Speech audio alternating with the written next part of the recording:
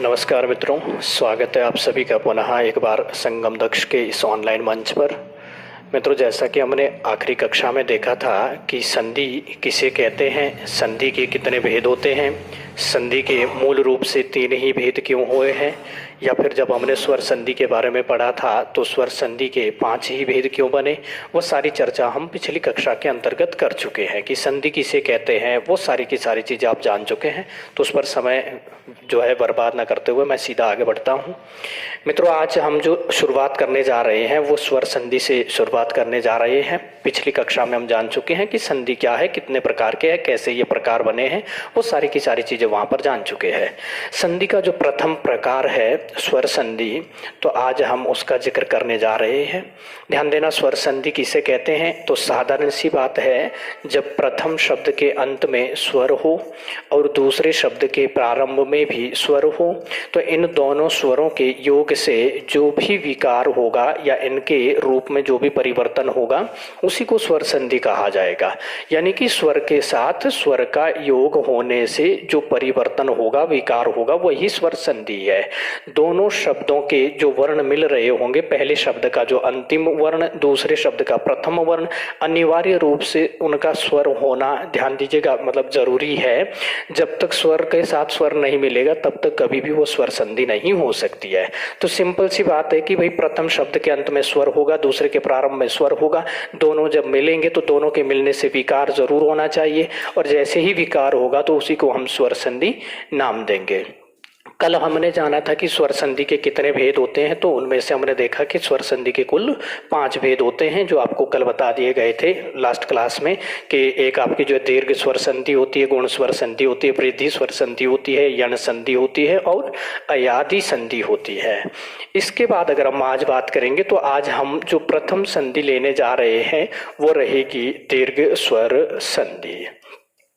दीर्घ स्वर संधि, तो थोड़ा सा जान लेते हैं इसके बारे में कि दीर्घ स्वर संधि किसे कहेंगे। तो साधारण सी बात है मित्रों कि जब पहले शब्द के अंत में और दूसरे शब्द के प्रारंभ में एक ही जाति के स्वर होंगे, तो उन एक ही जाति के स्वरों से मिलकर जो विकार उत्पन्न हो रहा होगा उसी को दीर्घ स्वर संधि कहा जाएगा। कैसे? जैसे हम देखेंगे, मैंने आपको बताया था अंतिम कक्षा में कि अ और आ जो होते हैं इनको एक जाति का माना जाता है, सजातीय होते हैं। लघु ई और दीर्घ ई जो होते हैं इन्हें एक ही जाति का अर्थात सजातीय कहा जाता है। लघु ऊ और दीर्घ ऊ इन्हें एक ही जाति का अर्थात सजातीय कहा जाता है। तो सिंपल सी बात है कि पहले शब्द के अंत में जब इनमें से इन 6 में से कोई भी एक होगा पहले शब्द के अंत में, और दूसरे शब्द के प्रारंभ में भी जब इन 6 में से कोई एक होगा, तो उसी को ध्यान दीजिएगा, उन्हीं के योग से जो विकार उत्पन्न हो रहा होगा उसी को दीर्घ स्वर संधि कहा जाता है।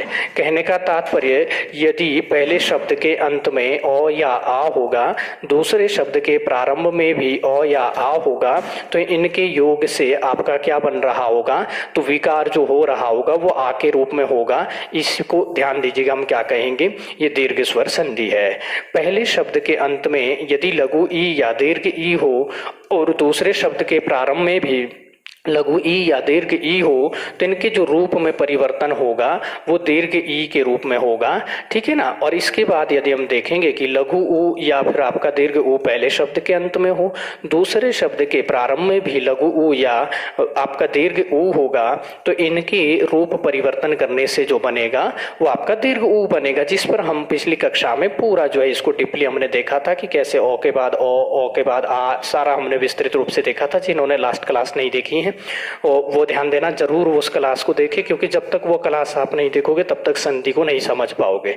तो जरूरी है कि पिछली क्लास आप देखेंगे, वहां पर ये सारी चीजें आपको विस्तृत रूप से बता दी गई है। तो सीधी सी बात है कि यहाँ पर आपका सजातीय स्वरों का मिलना जरूरी है। पहले शब्द के अंत में जिस जाति का स्वर होगा दूसरे के प्रारंभ में भी उसी जाति का होना चाहिए। पहले शब्द के अंत में यहाँ पर जो भी होगा दूसरे शब्द के प्रारंभ में भी वही। तो दोनों में से लघु दीर्घ कोई भी हो सकता है, पहले शब्द के अंत में लघु या दीर्घ में से कोई एक हो सकता है, दूसरे के प्रारंभ में भी लघु या दीर्घ में से कोई भी एक हो सकता है, परंतु इसकी जो विशेषता रहेगी वो ये रहेगी कि इन दोनों में क्या होगा, सजातीय होना जरूरी। ऐसा नहीं होना चाहिए कि पहले शब्द के अंत में ओ या आ में से हो और दूसरे के प्रारंभ में छोटी बड़ी या फिर छोटा बड़ा में से आ जाए, तो फिर वो दीर्घ संधि नहीं कहलाएगी। इस प्रकार जब हम देखेंगे कि जब एक ही जाति के स्वर आपस में मिल रहे होंगे तो ध्यान देना, ये दोनों जब आपस में मिले तो इन्होंने अपनी ही जाति का बड़ा बनाया, जब ये दोनों आपस में मिले तो इन्होंने अपने जाति का बड़ा बनाया, और ये दोनों जब आपस में मिले तो इन्होंने अपनी जाति का क्या किया, बड़ा बनाया। तो क्योंकि मिलने से क्या बन रहे हैं, बड़े बड़े बन रहे हैं। बड़े का मतलब दीर्घ होता है, आ बड़ी और बड़ाऊ, इन्हीं को हम क्या कहते हैं, दीर्घ स्वर कहते हैं, दीर्घ स्वर कहते हैं। और क्योंकि यहाँ पर इनकी संधि करने से या इनका मेल करने से जो संधि हुई वो दीर्घ स्वर की हुई है, इसीलिए इस संधि का नाम क्या रखा गया है, दीर्घ स्वर संधि रखा गया। आगे आइए जरा इनको हम उदाहरण सहित समझते हैं कि दीर्घ स्वर संधि, ठीक है ना। तो ये फिलहाल यहाँ पर आपने देखा कि स्वर संधि जो मैंने आपको बताया है कि दो स्वरों के योग से होने वाला विकार वो आपका जो है स्वर संधि होता है। पहले शब्द के अंत में भी आपका जो है स्वर होना चाहिए, दूसरे के प्रारंभ में भी। ये पांचों के पांचों भेद आप लोगों को कल बताए गए कि कौन कौन से भेद होते हैं स्वर संधि के अंतर्गत। अब स्वर संधि के अंतर्गत हमने जाना कि स्वर संधि हम किसे कहते हैं, तो हमने देखा इससे पहले वाली में, अभी थोड़ी देर हम पहले हमने जाना कि भाई दीर्घ स्वर संधि किसे कहेंगे, जब दो सजातीय स्वर आपस में मिलेंगे, यानी कि पहले शब्द के अंत में यदि ओ या आ में से कोई एक है तो दूसरे शब्द के प्रारंभ में भी अनिवार्य रूप से ओ या आ में से कोई एक होगा। प्रथम शब्द के अंत में यदि लघु ई या दीर्घ ई में से कोई एक वर्ण है तो दूसरे शब्द के प्रारंभ में भी लघु ई या दीर्घ ई में से ही कोई एक होगा। और इनका जब विकार हो रहा होगा, दोनों वर्ण आपस में मिल रहे होंगे, तो ये अपनी ही जाति का दीर्घ बना रहे होंगे। आई बात समझ में? आइए जरा उदाहरण से समझते हैं। सबसे पहले तो देखो इसकी परिभाषा है, दो सजातीय स्वरों के मेल होने से जो विकार होता है उसी को दीर्घ स्वर संधि कहते हैं। केवल इसमें सजातीय स्वर आपस में मिलेंगे। अब देखो सबसे पहले क्या है कि मैंने इसको थोड़ा सा अलग अलग रखा हुआ है ताकि आपको समझने में कोई परेशानी ना आए। और मित्रों मैं आप लोगों को पहले ही बता दूं कि आज जो है थोड़ा सा मतलब समय आपको ज़्यादा लगेगा, मैं उदाहरण यहाँ पर ज़्यादा रखे हैं। आज की क्लास अगर आप लोगों ने समझ ली संधि की तो आगे कभी कहीं भी आपको दिक्कत नहीं आएगी। बाकी की जो क्लास है वो हम थोड़ा सा जो है स्पीड के साथ फिर उसे निकाल सकते हैं। आज समझना जरूरी है कि कैसे जोड़े जाते हैं वर्णों को और किस तरह से हम संधि करके जो है नए शब्दों का निर्माण करते हैं। तो थोड़ा आज समय ज़्यादा लग सकता है, इसलिए आप लोग जो है थोड़ा धैर्य बनाए रखें, ठीक है ना। देखिएगा जरा, हम देखते हैं यहाँ पर हमारे पास शब्द है, मैंने लिया इस शब्द को थोड़ा मैं अलग से लिखता हूं। एक शब्द हमारे पास अधिक है, फिर इसके साथ हम दूसरा शब्द लिख रहे हैं अधिक। तो ये ध्यान देना, ये अधिक और अधिक ये दोनों मूल शब्द हमारे पहले से ही हैं, ठीक। अब इन दोनों शब्दों के जो वर्ण हैं इनको हम जोड़कर क्या करेंगे, संधि इनमें करवाएंगे। और संधि करने के लिए क्या करेंगे, तो संधि के लिए आवश्यक है कि हमें प्रथम शब्द का जो अंतिम वर्ण है वो चाहिए और जो दूसरा शब्द है उसका प्रथम वर्ण वो चाहिए, क्योंकि संधि हम इन्हीं दोनों के बीच में करवा रहे हैं। अगर मुझे यहाँ से बताया जाए कि बताओ इसमें अंतिम वर्ण क्या है, तो आप लोग देख रहे होंगे इस क के साथ क्योंकि हलंत नहीं लगा हुआ है, इसका मतलब क पूरा है। और क पूरा होने का मतलब क्या हुआ, क पूरा होने का मतलब है कि इसमें कौन स्वर है, अ स्वर है। तो जैसे ही मैं इस क में हलंत लगा देता हूं तो इसमें जो अ था वो स्वतः ही अलग हो जाता है। ध्यान देना, व्यंजन जब भी शुद्ध व्यंजन के रूप में लिखे जाते हैं तो उनके नीचे हलंत लगा होता है, क लिखो, ख लिखो, तो ऐसे लिखे होते हैं। अगर इनको इस रूप में लिखा हुआ अगर आपको देखने को मिलता है तो ये निश्चित है कि इसमें अ स्वर लगा हुआ है, तब जाके ये व्यंजन पूरे लिखे हुए हैं। तो क्योंकि यहाँ पर क जो है वो पूरा लिखा हुआ है, क आधा नहीं लिखा गया है, इससे सीधा ये तात्पर्य है कि आपका जो क है ध्यान देना वो पूरा है। और क पूरा है तो क में कौन सी ध्वनि है, तो अ की ध्वनि ध्यान देना इसमें शामिल की गई है। आइए जरा देखते हैं कैसे संधि होगी।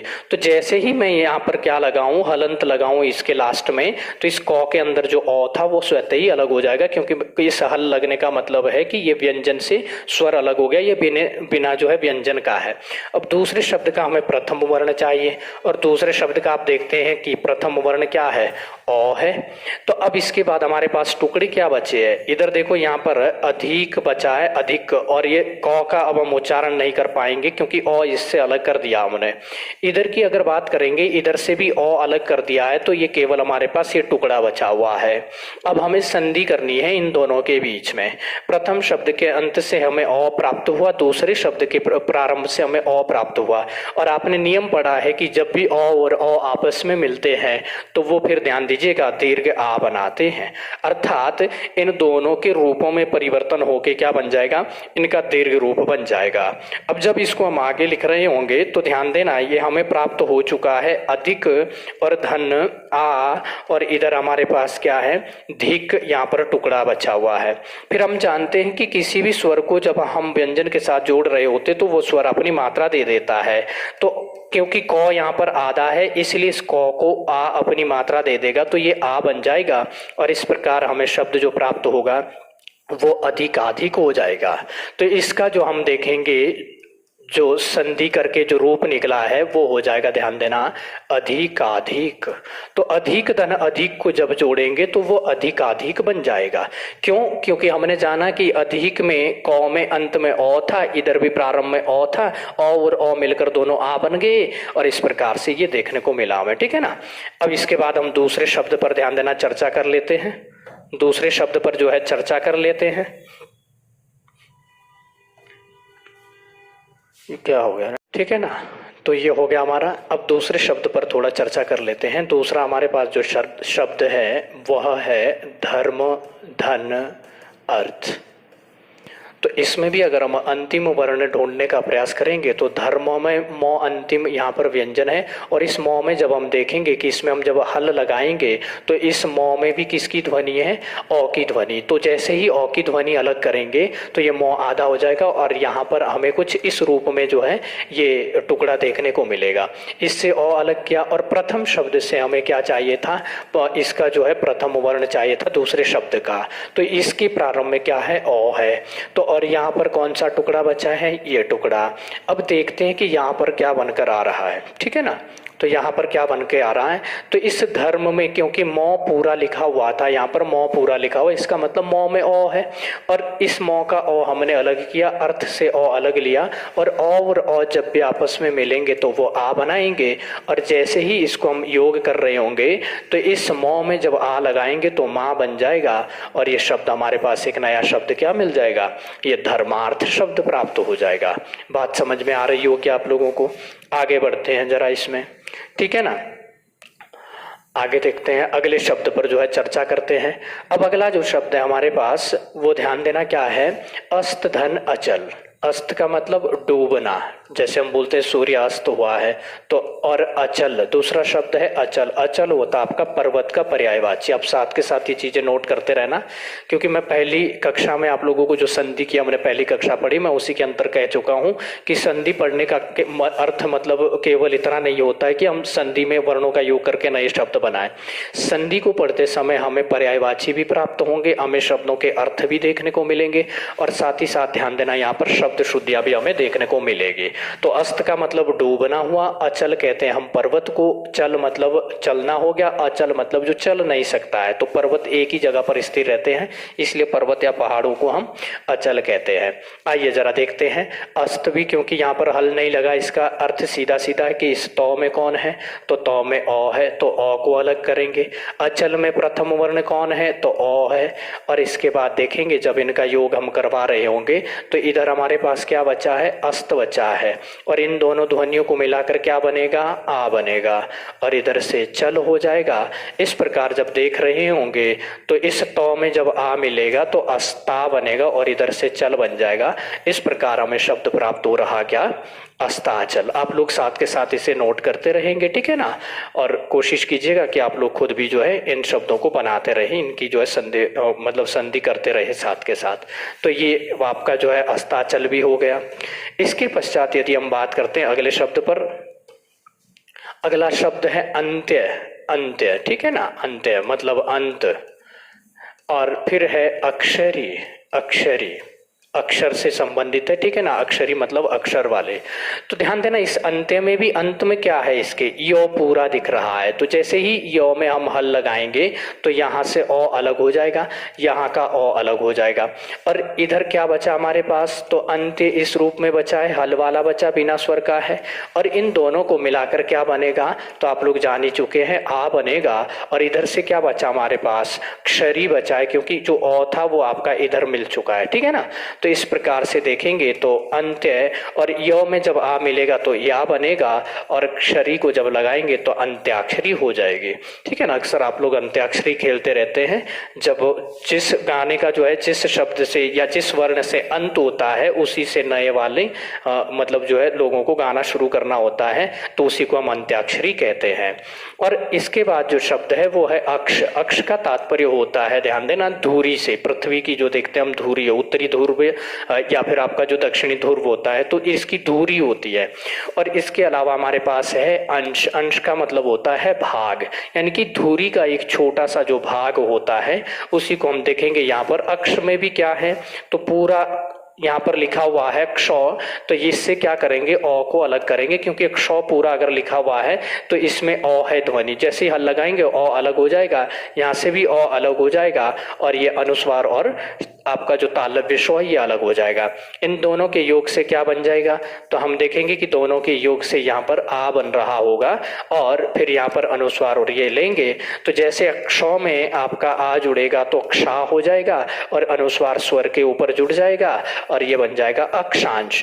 इसीलिए हम इसे अक्षांश कहते हैं, क्योंकि ये पृथ्वी की जो एक अक्ष होती है उसका एक छोटा सा अंश होता है, उसी को अक्षांश कहा जाता है। आइए आगे बढ़ते हैं, अगले शब्द पर जो है चर्चा करते हैं। अगला जो शब्द है हमारे पास वह है अद्य। अद्य का मतलब होता है अब या फिर अभी, और इसे अगर हम देखेंगे विशुद्ध रूप में तो इस तरह से इसको लिखा जाता है अद्य को। अद्य के बाद है अवधि। अवधि का मतलब होता है समय से, ठीक है ना। और ये जो भी मैं अर्थ बता रहा हूं इनके, ये साथ के साथ आप नोट करते रहना, यहीं से सीधे प्रश्न पूछे जाते हैं। आपसे पूछा जाएगा कि अद्य का अर्थ क्या होता है, ठीक है ना, या फिर अचल का अर्थ क्या होता है, या फिर इन्हीं को पर्यायवाची के रूप में पूछे जा सकते, तो साथ के साथ इन्हें नोट करते रहे। इसमें भी देखेंगे यो पूरा लिखा हुआ है, तो यो को जैसे ही हम आधा करेंगे तो यो में जो मिला हुआ ओ था वो अलग हो जाएगा। अवधि में भी ओ प्रथम वर्ण है, तो इस प्रकार से यहाँ देख रहे होंगे। तो इधर हमारे पास जो बचा है वो अद्य बचा है, अद्य, और ओ को मिलाने से आ बना है, और इधर से वधि बचा हुआ है। और जब इस यो में हम वापस क्या कर रहे होंगे, आ को मिलाएंगे तो अद्या बनेगा, और ये हो जाएगा अवधि। अद्यावधि यानी कि अभी की हाल ही की जो अवधि उसे अद्यावधि कहेंगे, ठीक है ना।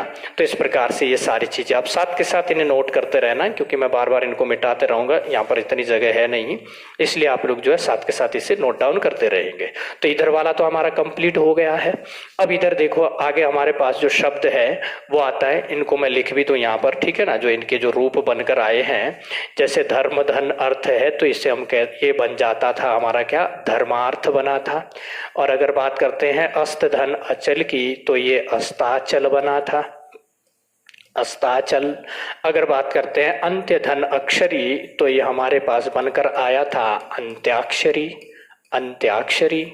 और अगर अक्ष धन अंश की बात करते हैं तो ये बना था अक्षांश। अक्ष मतलब धुरी, अंश मतलब भाग। अध्य, अध्य मतलब होता है आपका अभी या फिर अब, और अवधि फिर यहाँ पर और आम बन गए थे, इस प्रकार ये अद्यावधि बन गया है। अब अगर हम बात करते हैं जठर धन अग्नि, तो ध्यान दीजिएगा, जठर जैसा कि आप सभी जानते हैं, जठर जो ग्रंथि है वो आपके पेट में होती है, सभी के पेट में होती है। और इसके अलावा अग्नि का मतलब है आग से। तो इस जठर में भी हम देखेंगे, जैसे ही यहाँ पर रॉक में हलंत लगाऊं तो इसके अंदर जो औ है वो स्वतः ही अलग हो जाएगा। किसी भी व्यंजन में आप जो है जैसे ही क्या करोगे, हलंत का प्रयोग करोगे, तो उसके अंदर का जो व्यंजन होता, स्वर होता है, वो स्वतः ही अलग हो जाता है। और दूसरे शब्द का मुझे प्रथम वर्ण चाहिए था, वो निकल कर आ गया ओ। तो इधर से अगर हम देखेंगे तो ये जठर है, और इन दोनों को मिलाकर क्या बनेगा, आ बनेगा। और इधर आपके पास ये एक खंड यहाँ पर टुकड़ा जो यहाँ पर बचा हुआ है। तो जठर के साथ जैसे ही हम क्या करेंगे, रॉ में आ को मिलाएंगे तो रा बनेगा, आधा था रो, इसमें आ मिल जाएगा रा बनेगा, और इस वाले टुकड़े को मिलाएंगे तो जठराग्नि। इसीलिए हम कहते हैं कि पेट में जो लगने वाली आग होती है उसे जठराग्नि कहा जाता है, ठीक है ना। उसे क्या कहते हैं, जठराग्नि, अर्थात पेट में लगने वाली जो आग है वो जठराग्नि है। आई बात समझ में। इसके बाद मित्रों हम आगे बढ़ते हैं और आगे बढ़कर जो है देखते हैं, ठीक है ना। नेक्स्ट हम आगे देखते हैं, अगले शब्द की ओर जाते हैं, और अगला शब्द है हमारे पास क्या, तो वो है ऊर्ध्व धन अधर्व। ऊर्ध्व धन अधर्व, तो इनमें भी देखो अंतिम वर्ण पूरा है, इसका मतलब इसमें स्वर है। तो यहां पर हम इसे लेते हैं ऊर्ध्व। ऊर्ध्व का अर्थ होता है ऊपर, और फिर है अधर। अधर का जो अर्थ होता है वो होता है नीचे। तो आप लोग साथ के साथ ये चीजें जो है नोट डाउन करते रहना, क्योंकि मैं बताते जा रहा हूं साथ के साथ, तो आप इसे नोट भी करना। ऊर्ध्व का अर्थ मैंने बताया ऊपर, और अधर का जो अर्थ बताया वो होता है नीचे। अब जैसे ही इस वो में हल लगाया जाएगा तो यहाँ से भी ओ अलग हो जाएगा, और यहाँ से प्रथम ओ, क्योंकि इसकी हमें प्रथम ध्वनि चाहिए, प्रथम का हमें अंतिम चाहिए, दूसरे वाले का प्रथम चाहिए, ताकि हम इन दोनों में क्या कर सके, इनमें संधि करवा सके। तो इधर तो बच गया ये ऊर्ध्व, इधर बचा है धर, और दोनों को मिलाकर यहाँ पर बीच में क्या बन गया, आ। तो जब इसको हम जोड़ रहे होंगे तो ऊर्ध्व यहाँ पर वो आधा है, बीच में दोनों स्वरों के योग से आ बना है, और इधर से ध्यान देना क्या बन जाएगा, धर।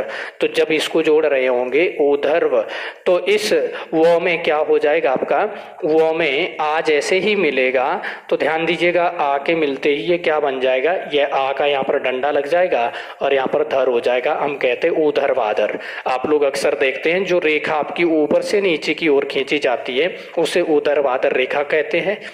या फिर जब जमीन पर जो है एक खंबा गाड़ा जाता है तो उसको हम ऊर्ध्वाधर खंबा कहते हैं। एक होती है क्षैतिज, यानी कि जो सीधी आपकी जो जमीन पर मतलब जो है पूर्व से पश्चिम या उत्तर से दक्षिण की ओर जो खींची जाने वाली रेखा होती है वो क्षैतिज रेखा कहलाती है। परंतु जब आपकी रेखा ऊपर से नीचे की ओर, क्योंकि ऊर्ध्व का मतलब ऊपर है, अधर का मतलब नीचे है, तो ऊपर से नीचे की ओर जो भी रेखाएं खींची जाएगी उन्हीं को जो है क्या कहा जाएगा, ऊर्ध्वाधर कहा जाएगा। तो इस बात का आप लोग ध्यान देंगे। तो ये हमारा जो है ऊर्ध्व धन आधर्व ये भी हो गया है, ठीक है। तो इसमें देखेंगे आप लोग, आगे बढ़ते हैं जरा थोड़ा।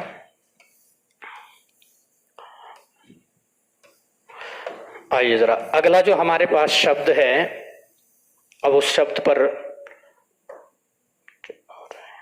चलो इधर देखते हैं थोड़ा सा। अगला जो शब्द है वो ध्यान देना, जन धन अर्दन है। शब्द है हमारे पास जन, और इसके साथ में जो दूसरा है वो है अर्दन। अर्दन, अर्दन का अर्थ होता है पीड़ा, और जन का अर्थ तो सभी जान ही रहे हैं, जन का मतलब जनता से होगा, लोगों से होगा।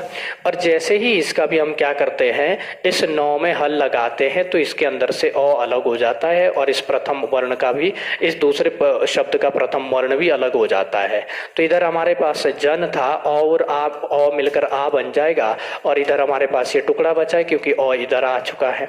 तो इसको जब हम मिला रहे होंगे, नौ में जब आ मिलेगा ना बनेगा, और ये बन जाएगा आपका क्या, जनार्दन, ठीक है ना। तो इस प्रकार से हमारे पास शब्द क्या बन के आ जाएगा, जनार्दन। जनार्दन, ठीक है। जनार्दन मतलब जनता की जो पीड़ा है उसे जनार्दन कहेंगे। ये आपका ऊर्ध्वाधर था,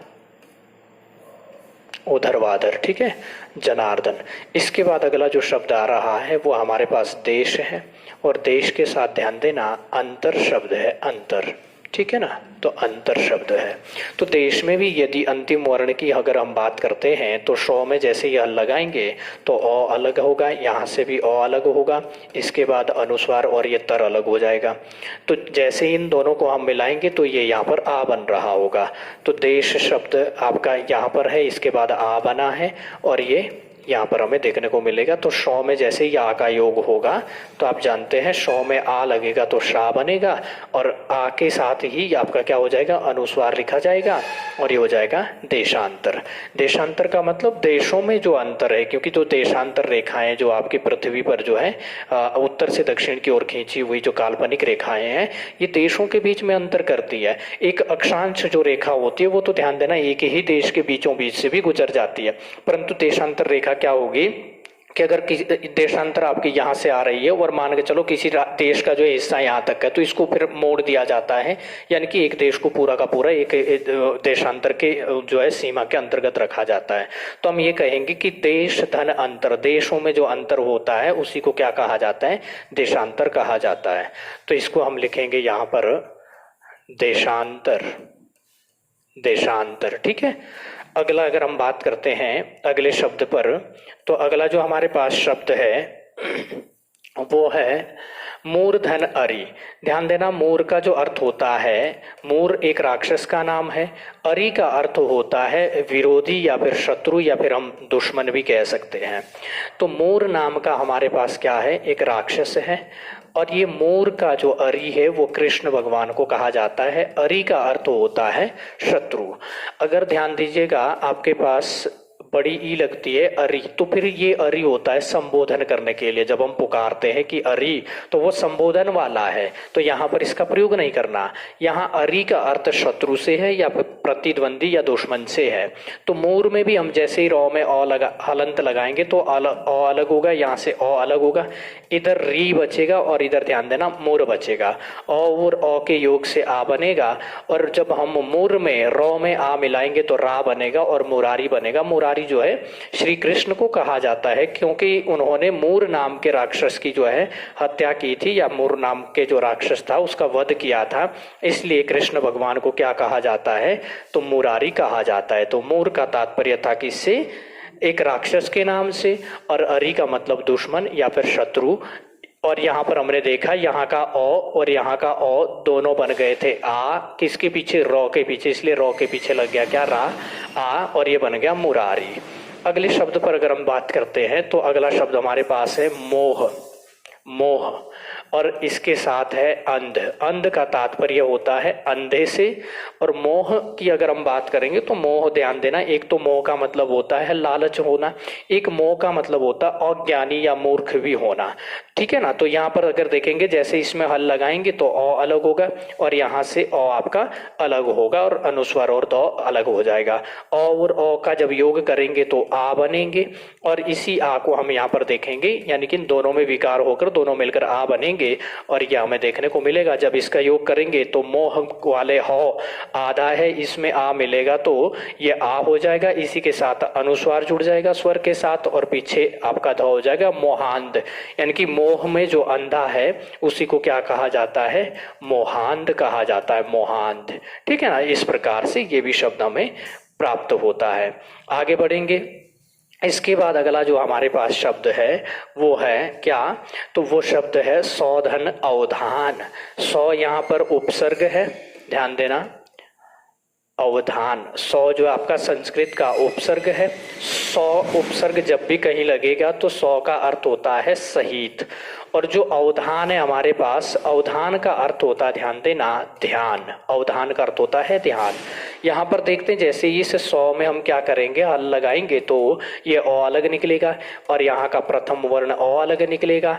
इस प्रकार हम देख रहे होंगे कि दोनों मिलकर क्या बना रहे हैं, आ बना रहे हैं। और इधर सौ है, इधर आपका वधान है, और जब इनको मिलाएंगे तो सौ में जैसे ही आ मिलेगा तो सा बनेगा, और ये बन जाता है सावधान। और सावधान किसे कहते हैं हम, ध्यान सहित रहने को ही सावधान कहा जाता है, कि सावधान हो जाओ, मतलब ध्यान के साथ रहो आप। तो अवधान का अर्थ है ध्यान, और सौ का मतलब है सहित, अर्थात ध्यान के सहित रहना ही सावधान कहलाता है। आइए अगले शब्द पर हम बात करते हैं, अगले शब्द का जो है जिक्र करते हैं। ठीक है ना। तो अगले शब्द पर जो है बात करते हैं। इसके बाद हमारे पास जो शब्द है वो दिया गया है स्व। स्व मतलब अपना या अपने, ठीक है ना। और अधीन तो सभी जानते ही हैं कि अधीन का अर्थ क्या होता है, ठीक है ना। तो स्व में भी क्या है, वो में जैसे ही हल लगाएंगे अ अलग होगा, और अधीन से जैसे ही अ को अलग करेंगे तो इधर धीन बचेगा। और फिर हम देखेंगे स्व में क्या है, अ और अ मिलकर आपके आ बन जाएंगे, और इधर से आपका धीन बचेगा। और जब स्व में क्या हो जाएगा, आ मिलेगा तो स्वा बनेगा, और धीन यानी कि जो अपने अधीन है उसी को स्वाधीन कहा जाता है। स्वाधीन का मतलब अपने अधीन रहना, किसी और के अधीन ना रहना, वही आपका क्या होता है, स्वाधीन कहलाता है। आई बात समझ में। अब आगे बढ़ते हैं यहां से। ठीक है ना। चलो अगला शब्द देखेंगे, तो अगला शब्द आपके पास स्पर्श है। स्पर्श, स्पर्श का मतलब होता है छूना। और इसके पश्चात आपके पास है अनुभूति।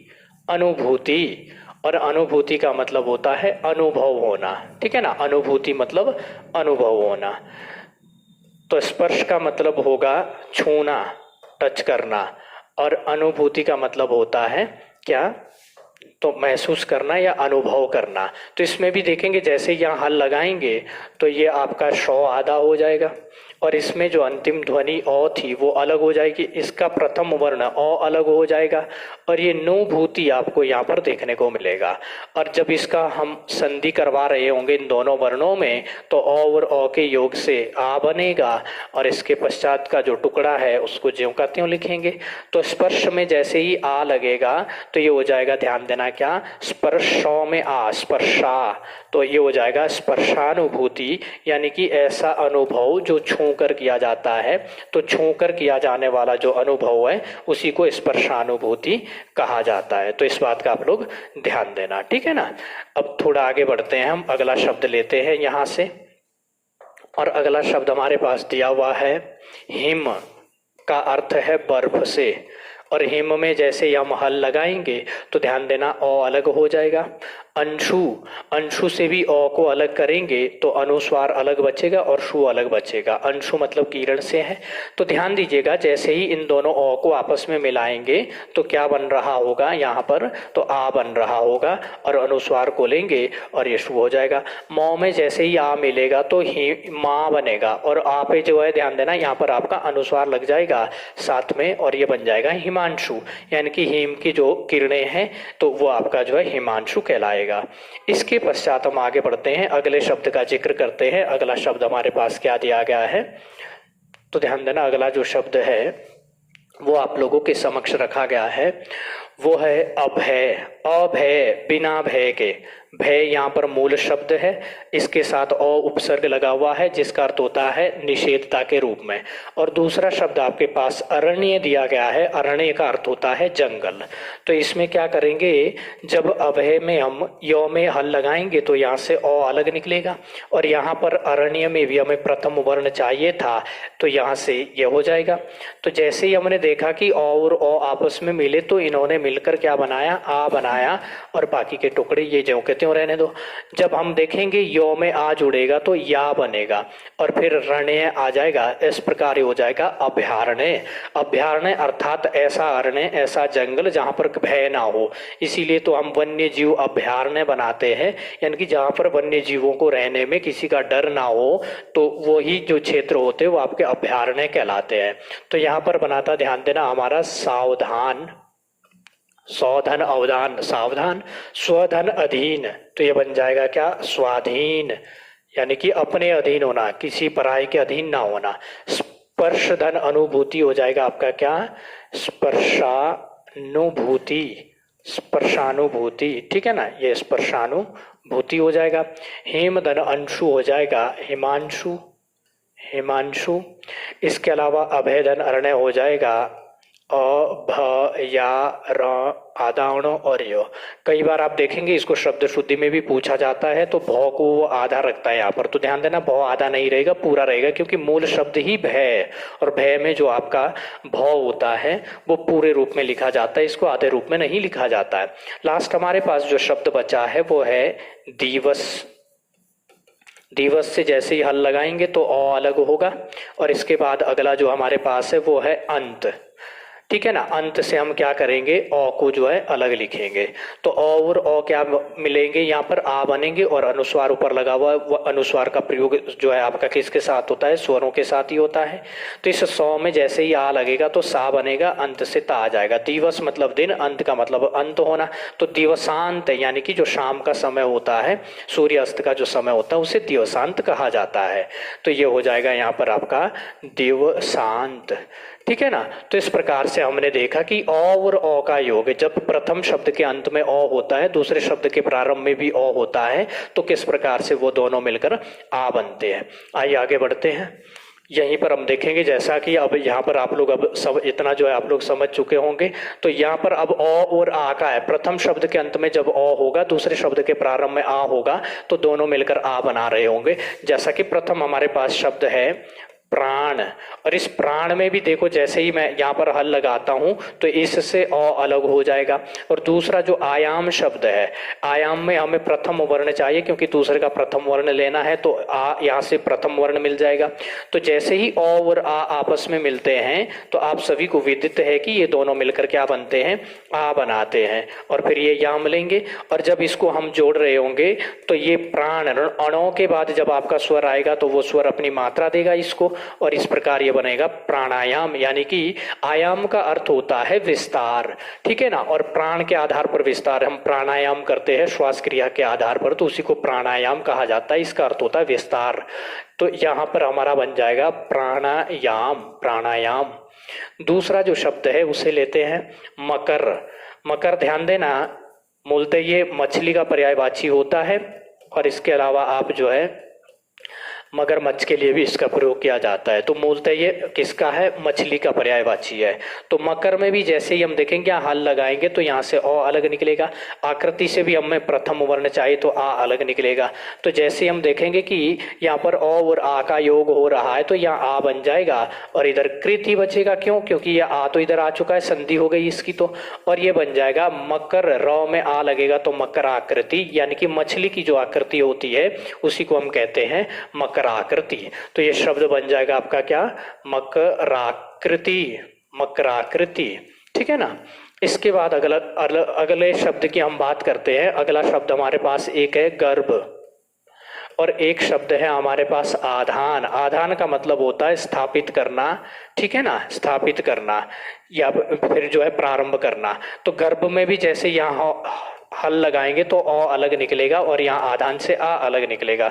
इधर हमारे पास क्या बचा है, गर्भ बचा है, और इधर क्या बचेगा, केवल धान बचेगा।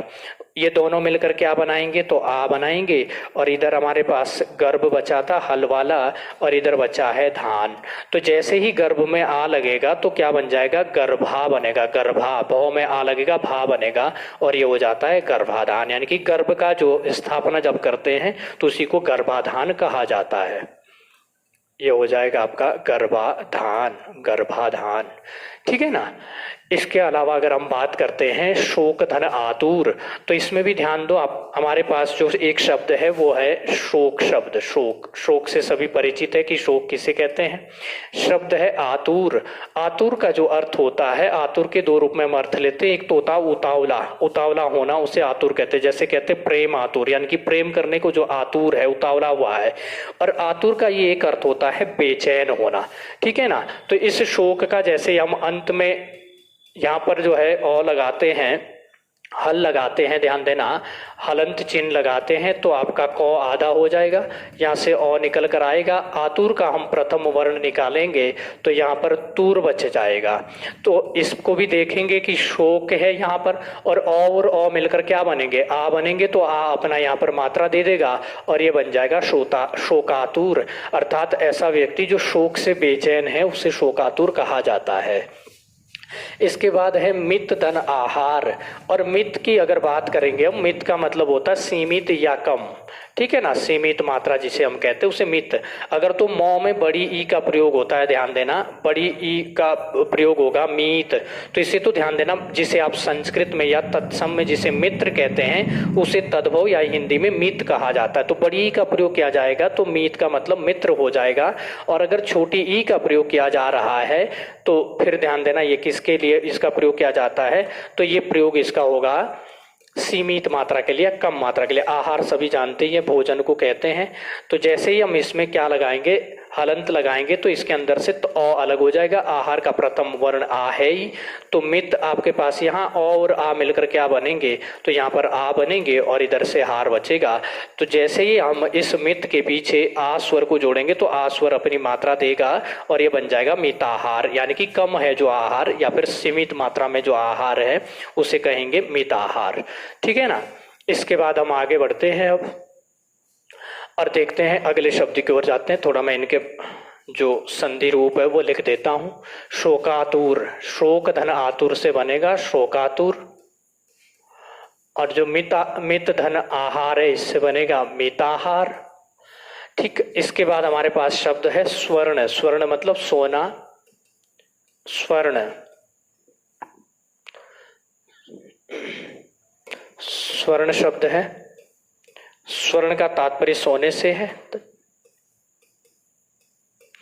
और स्वर्ण में भी जैसे ही हल लगाएंगे तो इससे अ अलग हो जाएगा। और आगे हमारे पास है शब्द आभ। आभ मतलब आपका जो है क्या होती है, चमक होती है, चमक को आभ बोला जाता है। तो इस स्वर्ण का जो अ था, क्या हो रहा है,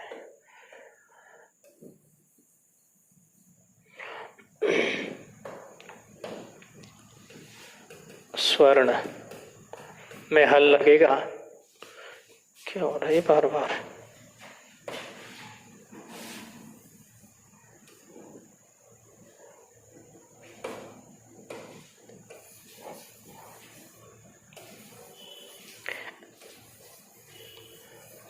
काटना ही पड़ेगा बीच से।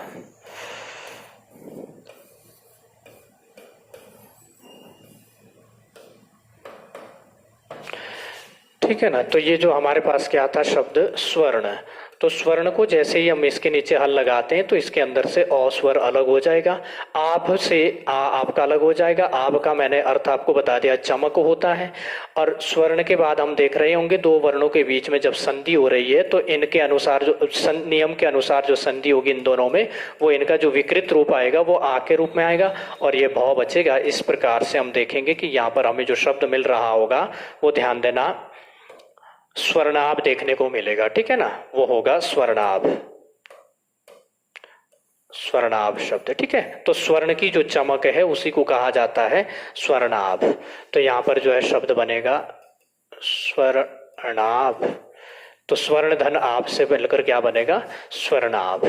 इसके पश्चात अगर हम देखेंगे मित्रों अब, तो हमारे पास शब्द आता है, यदि पहले शब्द के अंत में आ हो और दूसरे के प्रारंभ में अ हो तब भी आ ही बनता है। और इसके हमने यहाँ पर उदाहरण लिए हैं, जैसे कि प्रथम उदाहरण देखते हैं निशा। निशा जिसका अर्थ होता है रात्रि। ठीक है ना, निशा का अर्थ होता है रात्रि। और इसके बाद जो दूसरा शब्द लिया गया है वो शब्द है आपका क्या, अंत। अंत का मतलब समापन होना।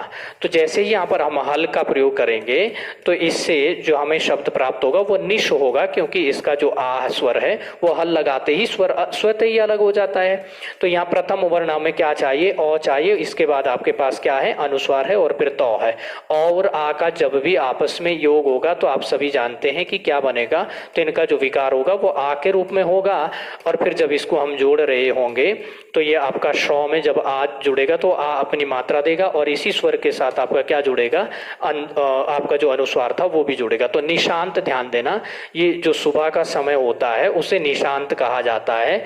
यानी कि जब निशा का अंत होने वाला होता है अर्थात रात्रि का अंत होने वाला होता है तो उसे फिर ध्यान देना क्या कहा जाता है, आपका जो है निशांत कहा जाता है। सुबह का जो समय होता है उसे निशांत भी कहा जाता है। तो इसे हम लिखेंगे यहाँ पर निशांत। ठीक है ना, तो ये भी ध्यान दीजिएगा, सुबह का ये पर्यायवाची भी बन जाएगा। फिर इसके बाद शब्द आता है पूरा। और ध्यान देना अवशेष, अवशेष सभी जानते ही हैं। पूरा का अर्थ होता है, पूरा आपका जो ध्यान देना उपसर्ग है इसका अर्थ होता है पहले का। तो पूरा में जब हम क्या करेंगे, रॉ में हल लगाएंगे तो यहाँ से आ स्वर आपका जो है, तो प्रथम जो शब्द था हमारा इसके हमें अंतिम वर्ण चाहिए था, इसलिए रॉ व्यंजन में हमने हल का प्रयोग किया और आ स्वर अलग हुआ। और दूसरे शब्द का हमें प्रथम वर्ण चाहिए तो ये प्रथम वर्ण हम इसका ले लेंगे।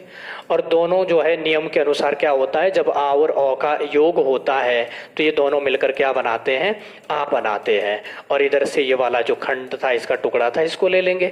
अब जो रॉ में जब आ स्वर लगेगा तो रा बनेगा और ये बन जाएगा पुरावशेष। यानी कि ऐसे अवशेष जो पुराने समय के हमें प्राप्त होते हैं उन्हीं को पुरावशेष कहा जाता है, पुरावशेष। ठीक है ना। इसके बाद आगे बढ़ते हैं अगले शब्द की ओर और देखते हैं अगला हमारा शब्द क्या है। तो अगले शब्द में देखिएगा जरा, आपको दिया गया है मुक्ताधन अवली। मुक्ता, मुक्ता ध्यान देना मोती को कहा जाता है, मोती का ये पर्यायवाची है। अवली का अर्थ होता है पंक्ति या फिर कतार।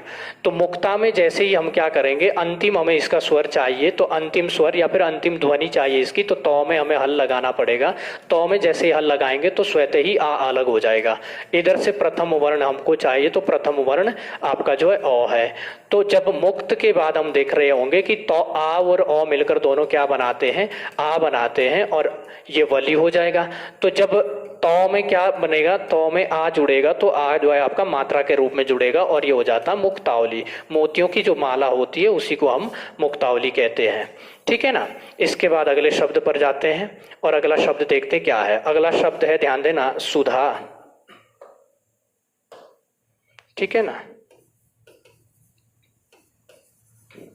सुधा। और इसके बाद है अंशु। सुधा ध्यान देना आपका अमृत का जो है पर्यायवाची होता है। और इसके बाद अगर देखेंगे इस सुधा से हम क्या करेंगे, जैसे इसमें हल लगाएंगे तो यहाँ से आ स्वर हमको अलग मिलेगा, और अंशु से अगर देखेंगे तो अ को अलग लेंगे। ठीक है ना। और इसी के ऊपर मैंने यहाँ पर अनुस्वार को भी रख दिया है। इसके बाद जब इनका हम संधि करवा रहे होंगे तो क्योंकि आ के बाद अ आया है इसलिए क्या हो जाएगा, आ बनेगा, और जो भी इन दोनों से मिलकर आ बनेगा वो आ आपका धौ में मिल जाएगा तो धा बन जाएगा, और ये हो जाएगा मतलब आपका जो है सुधांशु शब्द बन जाएगा। यानी कि ये आपका जो अमृत के जो अंश है या अमृत के जो बूंदे हैं उसी को हम क्या कहेंगे, सुधांशु कहेंगे। इसके बाद अगला जो शब्द है हमारे पास वो है सत्ता धन अंतरण। सत्ता का तात्पर्य होता है शक्ति से, ठीक है ना, जिसे साधारण तौर पर हम सरकार कह देते हैं। ठीक है ना। और अंतरण का अर्थ होता है परिवर्तन। तो सत्ता में जब हम इसको जोड़ रहे होंगे तो हमें क्या चाहिए, यहाँ से अंतिम वर्ण चाहिए। अंतिम वर्ण आपको दिख रहा है यहाँ आ है, इसका हमें प्रथम वर्ण चाहिए, और ये ध्यान दीजिएगा इसका जो प्रथम वर्ण है वो अ है। तो इसको जब हम लिखेंगे सत्य और आ और अ जब आपस में मिलेंगे तो आप बनेंगे। इन्हीं के साथ आपका अनुस्वार भी जुड़ जाता है, क्योंकि अनुस्वार केवल स्वरों के साथ जुड़ता है, व्यंजनों के साथ कभी योग नहीं करता है। तो तौ में जब आ जुड़ेगा तो ता बनेगा, इसी के साथ ऊपर क्योंकि आ यहाँ पर लगा तो आ के ऊपर ये अनुस्वर भी लगेगा, और ये हो जाएगा सत्तांतरण। सत्तांतरण का अर्थ होता है सत्ता में, यानी कि शक्ति का जो है मतलब जो शक्ति में क्या होना, परिवर्तन होना। एक सरकार से दूसरी सरकार जब बनती है तो शक्तियों का यहाँ पर क्या हो जाता है, परिवर्तन हो जाता है। तो इस प्रकार से यहाँ पर हमने जो शब्द देखा था वो बना था मुक्तावली। मुक्ता मतलब मोती और अवली मतलब पंक्ति। सुधांशु यहाँ से बना था, सुधांशु। और यहां पर हमारे पास क्या शब्द बनकर आया था, तो ये बना था सत्तांतरण। सत्तांतरण, ठीक है ना। इसके पश्चात अगर हम बात करते हैं अगले शब्दों की, अच्छा एक मिनट, ये ऊपर वाला आप लोगों का रह गया था, मैं थोड़ा इसके बारे में आप लोगों को बता दूं, पहले इनको कर दूं, ठीक है ना। इधर जो आपके शब्द बचे हुए हैं ये वाले आपके जो है इन्हीं के साथ वाले हैं, जिनमें पहले शब्द के अंत में अ हो और दूसरे के प्रारंभ में आ हो, वही वाले हैं। जैसे पहला देखो शब्द यहां पर क्या है, हास्य है, हास्य शब्द है। और उसके बाद आपके पास शब्द है आस्पद। आस्पद का मतलब होता है पैदा करना, ठीक है ना, पैदा करना या फिर पैदा करने वाला। जैसा कि अगर यहाँ पर हम देखेंगे अंतिम वर्ण चाहिए हमें, तो हास्य से जब हम इसका अंतिम वर्ण निकालेंगे तो हल लगाते ही अ अलग हो जाएगा। और इससे अगर हमें अंतिम वर्ण चाहिए तो इसमें क्या है, अंतिम प्रथम वर्ण चाहिए, क्योंकि दूसरे शब्द का हमें प्रथम वर्ण चाहिए वो आ है। तो यहाँ से क्या लेंगे हम, हास्य, और इन दोनों को मिलाकर क्या बन रहा होगा, आ, और ये स्पद जो टुकड़ा है इसको लेंगे। तो इसको जब मिला रहे होंगे तो ये हो जाएगा यो में आ मिलेगा, हास्यास्पद, ठीक है ना। यानी कि जो हंसी को जो पैदा करने वाला होता, हम कहते हैं कि ये बात तो बड़ी हास्यास्पद है। हास्यास्पद है मतलब हंसी को उत्पन्न करने वाली है या हंसी को पैदा करने वाली है। सेम स्थिति दूसरी है यहाँ पर, देखो विवाद है, विवाद सभी जानते हैं, हल लगाएंगे तो अ अलग हो जाएगा। फिर वही स्थिति आस्पद से आ को अलग करेंगे तो स्पद बचेगा। तो जैसे ही इन दोनों से क्या, हम इन दोनों का योग कराएंगे तो आ बनेगा, और जैसे ही विवाद में हम क्या करेंगे, दो में आ लगाएंगे तो दा बनेगा, और ये बन जाएगा। बोलते हैं कि ये तो विवादास्पद है। विवादास्पद मतलब विवाद को जो उत्पन्न करने वाला है ये। तो इसके पीछे हम लिख सकते हैं हास्यास्पद, ठीक है ना, सॉरी, ये बन जाएगा आपका हास्यास्पद,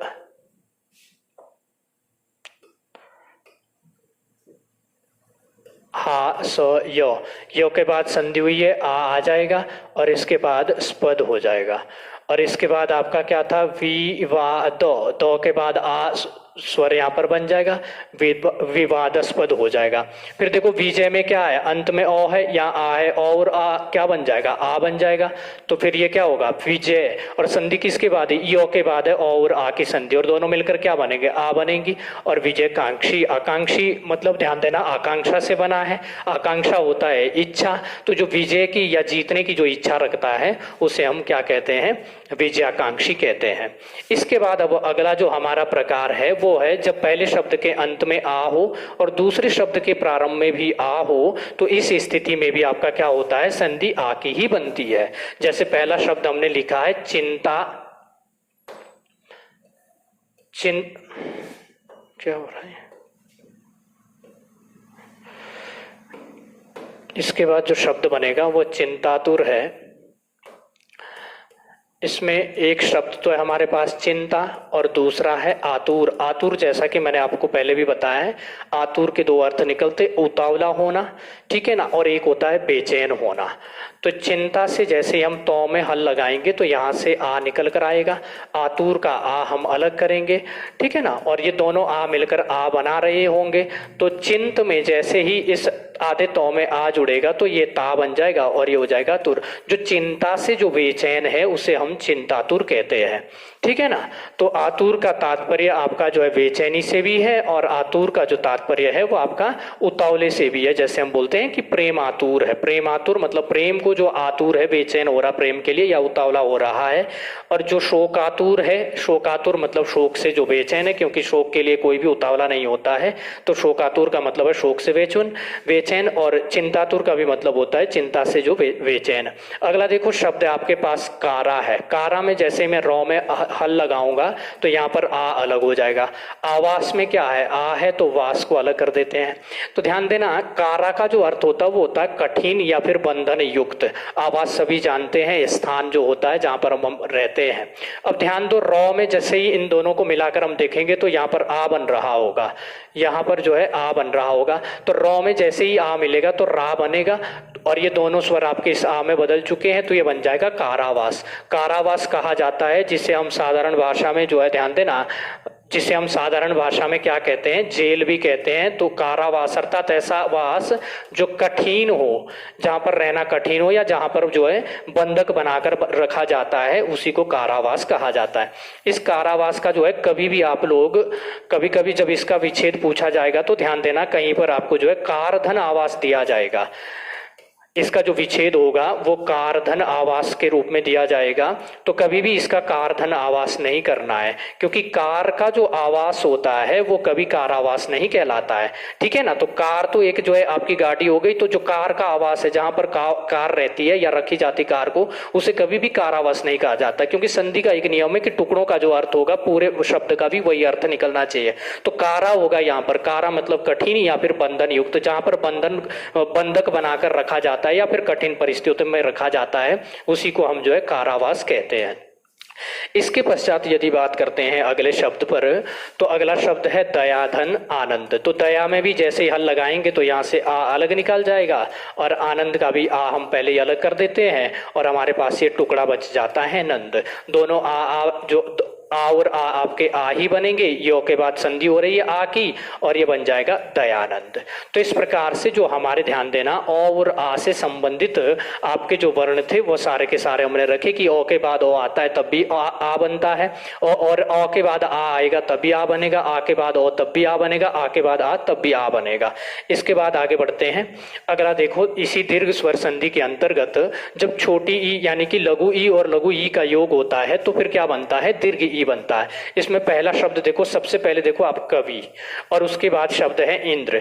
और यहाँ पर मैं आप लोगों को थोड़ी सी ये बात बता दूं कि आप लोगों को अगर समस्या आए कि कवि में छोटी ई लगाए या बड़ी ई, ठीक है ना, तो हमेशा इस बात का ध्यान देना कि 99% आपके ऐसे शब्द होंगे जो स्त्रीलिंग के जब भी होंगे तो उनमें बड़ाऊ या फिर बड़ी ई का प्रयोग किया जाता है, बड़ाऊ या फिर बड़ाऊ का प्रयोग किया जाता है। और जो आपके पुल्लिंग जो शब्द होंगे उनमें छोटाऊ और छोटी ई का प्रयोग किया जाता है। 100% तो ये ध्यान देना, ये रूल नहीं लगता है, परंतु आपका लगभग जो है 99% ऐसे शब्द आपको देखने को मिलेंगे कि पुल्लिंग में जो अंतिम जो स्वर होगा वो छोटी ई और छोटा ऊ होगा, और जो स्त्रीलिंग में जब प्रयोग करेंगे तो अंतिम जो स्वर होगा वो शब्द के अंत में या तो बड़ा ऊ का प्रयोग होगा या फिर बड़ी का प्रयोग होगा। तो कवि क्योंकि एक जो है पुल्लिंग शब्द है, तो पुल्लिंग शब्द है तो इसका मतलब सीधा ये हुआ कि इसके अंत में हम किसका प्रयोग करेंगे, तो छोटी ई का प्रयोग करेंगे। क्योंकि जब कविंद्र का वो संधि विच्छेद देगा तो एक वो 100% आपको इस तरह से भी देगा, इंद्र ऐसे करके देगा, अगला जो देगा आपको वो इस तरह से देगा, इंद्र में बड़ी ई कर देगा, और अगला जो देगा आपको वो फिर इस तरह से देगा और इंद्र में, और इनमें इन चारों को जब भी आप जोड़ोगे तो शब्द आपका जो है कविंद्र ही बनेगा, एकदम सही शब्द बनेगा। परंतु फिर भी उनमें से आपको छांटना एक है, क्योंकि हम संधि में क्या करते हैं, शब्दों के वर्णों को मिलाते हैं और शब्द वही होते जिनका कोई अर्थ हो। इंद्र में कभी भी बड़ी ई नहीं आती, इसका कोई अर्थ नहीं होता, और कवि में कभी भी बड़ी ई नहीं आती, इसका कोई अर्थ नहीं होता है। इसलिए हम शब्द वही लेंगे जो सार्थक होगा, जिसका कोई अर्थ होगा। ठीक है ना। आइए जरा, कवि में हमने देखा कि सबसे पहले देखेंगे कि इसमें छोटी ई है, और फिर इंद्र हो या फिर इंदु हो, इनमें हमेशा छोटी का प्रयोग होगा। ईश हो या फिर ईश्वर हो, उसमें हमेशा बड़ी का प्रयोग होगा। ठीक है ना, वर्तनी की दृष्टि से ये ध्यान देना है। अब कवि में हम जैसे ही वो में क्या करेंगे, इस क्योंकि इसमें अंतिम जो स्वर है वो ध्यान देना क्या है आपका ई लगा हुआ है, तो जैसे इस वो में हल लगाएंगे तो छोटी ई, क्योंकि इधर से जो मात्रा होती है लघु ई की होती है, और उधर से अगर हम देखेंगे तो इसमें भी इंद्र है आपका, तो ई को अलग करेंगे, और ई का जब भी योग होता है तो दीर्घ ई बनती है। और यहाँ पर हमारे पास कव्व था, कव्व में जैसे ही बड़ी ई लगेगी तो कवि बन जाएगा, अनुस्वार हमेशा आपका स्वर के साथ लगेगा, और इस प्रकार ये बन जाएगा कविंद्र। ठीक है ना। तो कव्व में क्या हुआ, इन दोनों ही जो आपकी लघु ई थी, दोनों लघु ई आपकी जो दीर्घ ई में बदल गई, इस प्रकार, क्योंकि संधि उ के बाद हुई है इसलिए उ के ऊपर ही मात्रा का प्रयोग किया जाएगा। अगला है हमारे पास अति का मतलब ध्यान देना, ये एक उपसर्ग है, अनेक इसके अर्थ निकलते हैं, परंतु यहाँ पर जो इसका अर्थ है वो दूर के संदर्भ में दूर। ठीक है ना। इसके बाद इत है, इत का अर्थ होता है जो हम है बोलते हैं, इसके लिए इत का प्रयोग होता है, और अति का जो प्रयोग होता है वो होता है दूर का। ठीक है। अब जैसे ही हम इसमें क्या करेंगे, इस अति में हल लगाएंगे तो तौ से ई अलग हो जाएगी, और इत का जो ई है ये भी अलग हो जाएगा, और दोनों ही मिलकर क्या बना रहे होंगे, दीर्घ ई बना रहे होंगे। जब हम देखेंगे कि इस तौ के बाद, क्योंकि बड़ी ई बन गई, ये दोनों मिलकर यहाँ पर इन्होंने विकार उत्पन्न कर दिया और बड़ी ई बना दी, तो इसमें तौ में जो है बड़ी ई लगेगी और ये तौ हो जाएगा। तो अतीत यानी कि जो बीता हुआ समय है, बहुत लंबा जो समय रहा बीता हुआ समय, उसी को अतीत कहा जाता है। बहुत दूर तक का जो समय होगा बीता हुआ, वो अतीत के अंतर्गत आता है। फिर आता है आपके पास अभी ध्यान देना, एक आपका उपसर्ग है, यह संस्कृत का उपसर्ग है। एक होता है इष्ट का मतलब होता है प्रिय। ठीक है। तो अभी का जो यहाँ पर संदर्भ लिया जाएगा, क्योंकि जो उपसर्ग होते हैं इनके फिक्स कोई अर्थ नहीं होते हैं, जिस प्रकार से ये शब्दों के पूर्व में जुड़ते रहेंगे उसी प्रकार से इनके अर्थ आते रहते हैं। तो अभी का यहाँ पर जो अर्थ निकल रहा है वो ध्यान देना विशेष के रूप में निकल रहा है, विशेष रूप से जो होता है। तो जैसे इसको भी हम क्या करेंगे, अब में हम हल लगाएंगे तो ई अलग हो जाएगा, और इष्ट का यहाँ से ई अलग करेंगे, दोनों ई मिलकर बड़ी ई बनाएंगे, और इस भौ में जब भी बड़ी ई लगेगी तो इस तरह हो जाएगा, और ये बन जाएगा अभीष्ट। विशेष रूप से जो हमें प्रिय होता है उसी को अभीष्ट कहा जाता है। इसके बाद आगे बढ़े, रवींद्र। तो रवि भी ध्यान देना, सूर्य का यह पर्यायवाची होता है, तो रवि क्योंकि पुल्लिंग है इसलिए छोटी ई का प्रयोग किया जाएगा। तत्पश्चात हम देखेंगे इंद्र यहाँ पर, तो इसमें जब हल लगाएंगे तो यहाँ से लघु ई निकल कर आएगी, यहाँ से भी लघु ई निकल कर आएगी। दोनों जो छोटी ई है वो आपस में मिलकर बड़ी ई का निर्माण करेगी, और फिर देखेंगे ये जो वो होगा, वो में जब बड़ी ई लगेगी तो वी हो जाएगा, इसमें अनुस्वार लगेगा और ये बन जाएगा रवींद्र। रवि धन इंद्र, रवींद्र बनेगा। तो इसे देखेंगे हम रवींद्र। इसके पश्चात आगे बढ़ते हैं, और आप लोग खुद भी साथ के साथ जो है इसे करते रहो जरा, फिर देखोगे कितने आप लोगों से सही बन रहे हैं। ठीक है ना। इसके अलावा अगर हम बात करते हैं तो इसके बाद है बड़ी ई और छोटी ई, अर्थात दीर्घ ई के बाद अगर जो है आपका क्या आ रही है, लघु ई आ रही है, तब भी बड़ी ई ही बनेगा। प्रथम शब्द के अंत में बड़ी ई होगी, दूसरे शब्द के प्रारंभ में छोटी ई होगी। जैसे पहला शब्द दिया गया है मही, मही में जैसे ही हौ में हल लगाएंगे तो ई निकल जाएगा, और इसके बाद है इंद्र। इंद्र में से भी जैसे ही हम ई को अलग करेंगे तो ये द्र अलग रहेगा। मही कहा जाता, ध्यान देना, पृथ्वी को। पृथ्वी का ये पर्यायवाची है मही। तो जैसे ही इन दोनों ई को हम आपस में मिलाएंगे तो ये बन जाएगा क्या आपका मही, और इधर से इंद्र आ रहा है, सॉरी इंद्र का जो ई और ई है ये दोनों बड़ी ई में बदल जाएंगे और अनुस्वार लग जाएगा ये बन जाएगा महेंद्र। तो महेंद्र कहा जाता है, ध्यान देना, महेंद्र या फिर महेश, जो कहा, महेश तो शिव जी को कहा जाता है, महाधन ईश होता है वो। महेंद्र जो कहा जाता है, मही मतलब पृथ्वी के जो इंद्र या स्वामी है वो राजा को कहा जाता है, क्योंकि राजाओं के द्वारा जो है पृथ्वी के जो सुरक्षा का दायित्व वो मतलब देवताओं के द्वारा राजाओं को सौंपा गया है, इसीलिए राजा को क्या कहा जाता है, महेंद्र। यानी कि मही अर्थात पृथ्वी का जो इंद्र होता है, स्वामी होता है, उसे महेंद्र कहा जाता है। इसके पश्चात यदि हम बात करें, अगला आता है फणी, और फणी कहा जाता है, ध्यान देना, सांप का, जिसके पास फन है, फन होता है ना सांप के पास, तो फन होता है, तो फन के कारण ये क्या कहलाता है, फणी कहलाता है। और इसके बाद क्या है, इंद्र है। तो यहाँ पर जैसे ही हम इस अणों से अणों में हल लगाएंगे तो ई अलग हो जाएगा और इधर का ई भी आपका अलग हो जाएगा, तो ये फण बनेगा। इसमें जैसे ये दोनों मिलकर बड़ी ई का निर्माण करेंगे तो बड़ी ई बन जाएगा और ये आपका अनुस्वार भी लग जाएगा और ये फणींद्र बन जाएगा। फणींद्र हम जानते हैं शंकर भगवान को कहा जाता है, क्योंकि उनके गले में जो है हमेशा फणी रहता है, अर्थात सांप रहता है। अगला देखेंगे तो अगला शब्द हमारे पास है महती और इच्छा। महती मतलब महान। तो इसमें भी जैसे ही हम क्या करेंगे, इस महती से क्या करेंगे, हम तो में हल लगाएंगे तो यहाँ से ई अलग हो जाएगी और इच्छा का ई अलग हो जाएगा। इच्छा में हमेशा ध्यान देना छोटी का प्रयोग होगा, बड़ी का प्रयोग मत कर देना कभी। यहाँ से बड़ी ई मिल जाएगी और ये तो में जैसे ही आपकी दीर्घ ई मिलेगी तो ये मात्रा लग जाएगी और ये बन जाएगा क्या, महती इच्छा, अर्थात जो महान इच्छा है जो उसे महती इच्छा कहेंगे। इसके बाद देखते हैं आगे, फिर हमारे पास शची। इंद्र की जो पत्नी है उनका नाम शची है, ठीक है ना। अब यहाँ का भी देखेंगे हम, शच हो जाएगा तो यहाँ पर जो ई अलग हो जाएगा और फिर ये अलग हो जाएगा, दोनों ई मिलकर क्या बनेगी, बड़ी ई बनेगी। और ध्यान दीजिएगा चौ में जब बड़ी ई लगेगी तो शची बन जाएगा और अनुस्वार यहाँ लगेगा शचींद्र, और शचींद्र इंद्र को ही कहा जाता है। शची की जो इंद्र है उन्हीं को इंद्र कहा जाता है। तो ध्यान देना ये कहा जाता है इंद्र को, क्योंकि शची जो है वो किसका पर्यायवाची है, तो इंद्र की जो पत्नी है उनका नाम शची है। ध्यान देना पर्यायवाची नहीं, उनका नाम ही है शची, ठीक है। तो ये भी हमने देख लिया। इसके बाद अगर हम बात करते हैं तो ये ध्यान दीजिएगा आपके पास फिर आता है यहाँ पर, अगर यहाँ से देख लेते हम, अच्छा ये छोटी के बाद बड़ी वाले है तो कोई दिक्कत नहीं, आप लोग यहाँ से देख लो। अभी फिलहाल इसको देखते हैं, बड़ी के बाद छोटी ई है सुधी,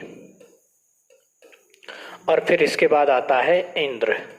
तो सुधी में क्या है, जैसे ही हल लगाएंगे तो इससे बड़ी ई आपकी क्या हो जाएगी, अलग हो जाएगी, और इधर से ई को अलग करेंगे और ये दोनों ई मिलकर क्या हो जाएगी, दीर्घ ई बनेगी।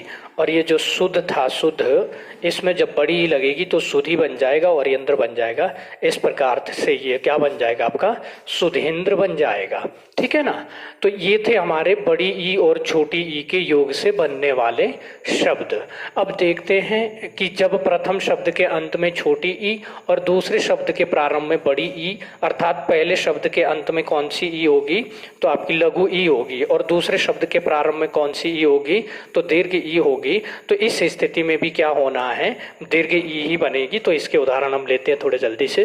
पहला शब्द आपके पास क्या है, कपि। कपि कहते हैं बंदर को, बंदर पुल्लिंग है इसलिए छोटी का प्रयोग होगा। इसके बाद आता है ईश। तो यहाँ पर अगर हम देखेंगे तो कप से ई को अलग करेंगे और यहाँ ईश का ई आएगा और ये दोनों मिलकर क्या बनेंगे, बड़ी ई बनेगा। और इस पौ में जब बड़ी ई लगेगी तो कपीश ये बन जाएगा कपीश। कपी यानी कि बंदरों के जो ईश्वर है उन्हें कहा जाएगा कपीश। इसके बाद आता है गिरी। गिरी का अर्थ होता है पर्वत, तो इसलिए यहाँ पर छोटी ई का ही प्रयोग होगा, गिरी पर्वत, ठीक है ना। और इसमें ईश आएगा। तो इस प्रकार से हम देखेंगे कि इस गिरी से हम जैसे ही रॉ में हल लगाएंगे तो छोटी यहाँ से अलग हो जाएगी और ये बन जाएगा आपका। और दोनों में जैसे ही हम योग करवाएंगे तो यहाँ पर दीर्घ ई बन रही होगी, और जब देखेंगे गिर में जब बड़ी ई लगेगी तो ये बन जाएगा क्या, गिरीश। हम शंकर भगवान को कहते हैं गिरी मतलब पर्वत, पर्वत के जो ईश्वर हैं, क्योंकि वो कैलाश पर्वत पर ही रहते हैं, इसलिए इनको जो है क्या कहते हैं, गिरीश कहते हैं। इसके अलावा यदि हम बात करेंगे, अभी उपसर्ग है और यहाँ पर आपका मूल शब्द क्या है, इप्सा है, इप्सा, ठीक है ना, यहाँ पर इप्सा है। तो जैसे ही इन दोनों में हम देखेंगे तो अभी से भौ में हल लगाएंगे तो यहाँ पर ई आएगा, लघु ई, और यहाँ से दीर्घ ई आपका अलग हो जाएगा। और जब इन दोनों का योग हम करवा रहे होंगे तो बड़ी ई बनेगी और वही बड़ी ई यहाँ पर प्रयोग की जाएगी और ये बन जाएगा अभिप्सा, ठीक है ना। तो शब्द प्राप्त हो रहा होगा क्या, अभिप्सा।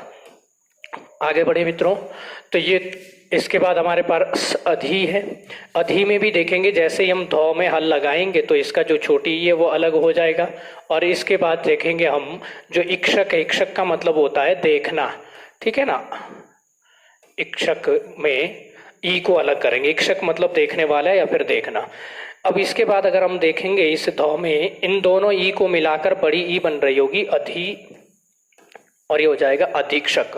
जो ध्यान दीजिएगा, विशेष रूप से जो देखने वाला होता है उसे अधीक्षक कहा जाता है। इसके पश्चात हमारे पास अगला शब्द है क्षिति। और क्षिति जो ध्यान देना शब्द है, इसका अर्थ क्या होता है, इसका अर्थ होता है पृथ्वी। ये पृथ्वी का पर्यायवाची है क्षिति, ठीक है ना। ये मही हो या फिर क्षिति हो, ये सारे के सारे आपके पृथ्वी के पर्यायवाची है। तो क्षिति में क्या कर दिया मैंने, तौ में जैसे हल लगाया ई अलग हो गई और ईश से ई को अलग कर दिया। इस प्रकार यहाँ पर क्या हो जाएगा, ये क्षी और तौ, इन दोनों ई को मिलाकर क्या बना है, बड़ी ई, और ये यहाँ पर बड़ी के रूप में आएगा क्षितीश। ये भी आपका जो है, जो राजा होता है पृथ्वी का, जो स्वामी होता है, उसी को क्षितीश भी कहा जाता है, ठीक है। इसके पश्चात यदि हम बात करते हैं मुनि धन ईश्वर, तो मुनि में भी देखो, मुनि में क्या है, मुनि में जैसे ही हम नौ में आपका हल लगाएंगे तो फिर क्या हो जाएगा आपका, ये जो ई है इसके अंदर छोटी ई वो आपकी अलग हो जाएगी। और जो ईश्वर है, ईश्वर में क्या होगा, जैसे ही हम ई को अलग करेंगे तो ये स्वर अलग बचेगा। तो ये हमारे पास समूह था, दोनों ई को मिलाकर बड़ी ई बनेगी, बड़ी ई की मात्रा लगेगी और ये मुनीश्वर बन जाएगा। मुनियों के जो ईश्वर है वो मुनीश्वर बन जाएगा। इसके पश्चात अगर हम आगे बात करते हैं तो ये हो गए हमारे, जब प्रथम शब्द के अंत में क्या था, प्रथम शब्द के अंत में छोटी ई और दूसरे शब्द के प्रारंभ में बड़ी ई थी, ये वाले हमने समाप्त कर दिए। अब इसके बाद हमारा ई वाला जो अंतिम बचता है वो है पहले शब्द के अंत में भी दीर्घ ई और दूसरे शब्द के प्रारंभ में भी दीर्घ ई। तो इसमें क्या विकार होगा, इस पर हम देखते हैं। तो मित्रों देखो यहाँ पर, जैसा कि यहाँ पर भी दिए गए हैं, सबसे पहले आपके पास क्या है, रजनी। तो रजनी में अगर हम देखेंगे जैसे ही हल लगाएंगे तो नौ से आपकी दीर्घ ई अलग हो जाएगी, ईश से आपका दीर्घ ई अलग हो जाएगा। ये दोनों मिलकर क्या बनाएंगे, दीर्घ ई बनाएंगे। इस नौ में जब दीर्घ ई लगेगा तो रजनीश बनेगा, ठीक है ना। रजनी मतलब रात्रि है, ईश मतलब ईश्वर, रजनीश कहा जाता है चंद्रमा को, यानी कि रात्रि का जो ईश्वर है। इसके पश्चात अगर देखेंगे श्री, श्री का अर्थ होता है सरस्वती, और इसी में अगर देखेंगे तो ईश है। तो श्री से जैसे ही हम हल लगाएंगे तो बड़ी ई यहाँ से अलग होगी, यहाँ से भी बड़ी ई अलग होगी, और इस श्री में जैसे ही इन दोनों को मिलाकर लिखेंगे तो ये बन जाएगा क्या, श्रीश। श्रीश कहा जाता है विष्णु को। श्री के जो ईश्वर अर्थात सरस्वती के जो ईश्वर है उन्हें कहा जाता है, ठीक है ना। इसके बाद अगर देखते हैं सती, सती कहा जाता है पार्वती को, ठीक है ना। और यहाँ पर क्या करेंगे हम, जैसे ही इसमें हल लगाएंगे तो ई यहाँ से क्या हो जाएगी, अलग हो जाएगी, और ईश का ई भी अलग हो जाएगा। इस प्रकार से हम देख रहे होंगे कि सत में इन दोनों को मिलाकर जो ई बन रहा होगा वो बन जाएगा सतीश।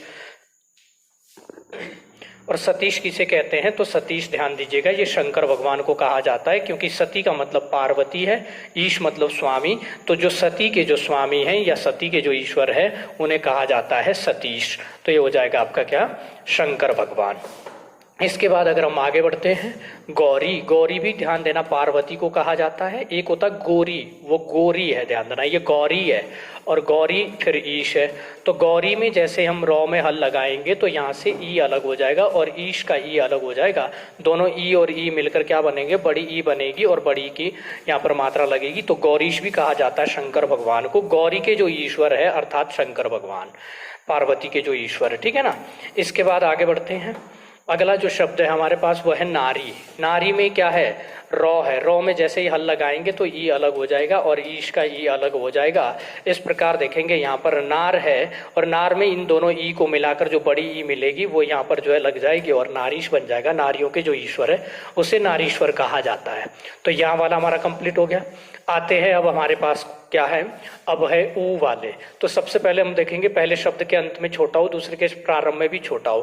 देखो भानु कहते हैं सूर्य को, भानु सूर्य को कहा जाता है। नौ में जैसे ही हल लगाया जाएगा तो ऊ अलग निकलेगा और दूसरे शब्द के प्रारंभ में भी ऊ है। छोटा ऊ और छोटा ऊ मिलकर दोनों बड़ा ऊ बनेंगे, इसलिए ध्यान देना आपका क्या हो जाएगा, इस नौ में ये बड़ा ऊ लग जाएगा और ये हो जाएगा भानुदय। भानुदय कहा जाता है सूर्योदय को। दूसरा शब्द है गुरु। गुरु में भी रॉ में क्या है, छोटा ऊ है। ध्यान देना गुरु में हमेशा छोटा ऊ का प्रयोग किया जाता है और उपदेश में भी छोटा ऊ है। फिर इसके बाद पदेश बच रहा है। तो जैसे ही इन दोनों को हम आपस में मिलाएंगे, छोटा ऊ और छोटा ऊ, तो ये बड़ा ऊ बनेंगे और रॉ में बड़ा ऊ लग जाएगा यहाँ पर, क्योंकि इन दोनों को मिलाकर जो है बड़ा ऊ बन रहा होगा और ये हो जाएगा गुरु उपदेश, गुरु के द्वारा दिया गया उपदेश। इसके बाद अगर बात करते हैं मधु की, मधु मतलब शहद, तो जैसे ही इस मधु में भी हम क्या करेंगे, हल लगाएंगे तो ध्यान दीजिएगा यहाँ से भी ऊ आपका अलग हो जाएगा और उत्सव में क्या हो जाएगा, ऊ को अलग करेंगे तो हमारे पास ये बचेगा। दोनों को मिलाएंगे ये बन जाएगा और ये बन जाएगा मधुत्सव। मधुत्सव, मधुधन उत्सव को मिलाकर क्या बनेगा, मधुत्सव बनेगा। इसके बाद हमारे पास क्या है, मृत्यु। मृत्यु में भी ध्यान दीजिएगा, जैसे यो में हम हल लगाएंगे तो छोटा ऊ निकल कर आएगा, उपरांत का हमें प्रथम वर्ण चाहिए तो ऊ अलग आ जाएगा। दोनों को जैसे ही आपस में मिलाएंगे तो ये बन जाएगा और ये हो जाएगा, जब यहाँ पर बड़ा ऊ लगेगा तो बड़ा ऊ की मात्रा लग जाएगी और ये हो जाएगा मृत्यु उपरांत, यानी कि मृत्यु के बाद। तो इस प्रकार से यहाँ पर हमने ये देखा। आगे बढ़ते हैं। देखिए अगला जो हमारे पास शब्द है वो शब्द है लघु। लघु में भी ध्यान दो, छोटा ऊ है, जैसे ही यहाँ पर हल लगाएंगे यह अलग हो जाएगा। और उत्तम में भी छोटा ऊ है।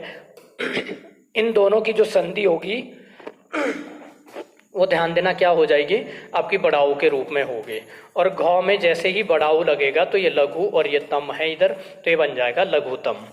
इसके पश्चात जब हम आगे बढ़ेंगे तो अगला जो हमारे पास शब्द रहेगा वो है बड़ाऊ के बाद छोटा हो, यानी कि पहले शब्द के अंत में बड़ाऊ, दूसरे वाले के प्रारंभ में छोटा हो। इसके बाद आता है, ध्यान देना, चमू। चमू कहा जाता है सेना को, ठीक है। चमू किसे कहा जाता है, तो ये सेना को कहा जाता है चमू।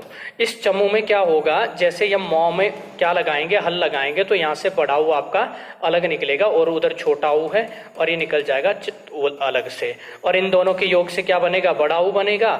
और इस प्रकार हम देखेंगे मौ में जब बड़ा ऊ लगाएंगे तो चम्मूतम, अर्थात सेना में जो उत्तम है उसे कहा जाता है चम्मूतम। इसके पश्चात अगर हम बात करें अगले शब्द की तो हमारे पास है भू। भू का मतलब है भूमि। भौ में जैसे ही हल लगाएंगे तो बड़ा ऊ यहाँ से अलग हो जाएगा। दूसरे शब्द के प्रारंभ में ऊ है, ऊपरी, ठीक है ना, ऊपरी मतलब ऊपर। और दोनों जैसे ही मिलेंगे तो ये बड़ा ऊ बनाएंगे और बड़ा ऊ आपका भौ में लगेगा और ये बन जाएगा भूपरी, यानी कि पर्वत जिसे हम कहते हैं। तो पर्वत के पर्यायवाची के रूप में हम भूपरी को जानते हैं। भूमि का ऐसा भाग जो ऊपर उठा हुआ है वो भूपरी कहलाता है, ठीक है ना। तो वो क्या कहलाएगा, भूपरी कहलाएगा। इसके पश्चात अगला जो शब्द है हमारे पास वो है वधू। वधू ध्यान दीजिएगा, वधू में क्या है, बड़ाऊ है। वधू मतलब वहू। तो ध्यान दीजिएगा वधू में जो बड़ाऊ है और उसके बाद उक्ति में छोटा ऊ। उक्ति का मतलब होता है बात या कथन। तो यहाँ भी छोटा ऊ और बड़ाऊ दोनों को जैसे ही मिलाएंगे तो धौ में क्या लगेगा, बड़ाऊ लगेगा और ये हो जाएगा वधुक्ति, यानी कि वधु के द्वारा जो बात कही गई है या वधु की जो उक्ति है उसे कहेंगे वधुक्ति। इसके पश्चात आगे हम बात करते हैं।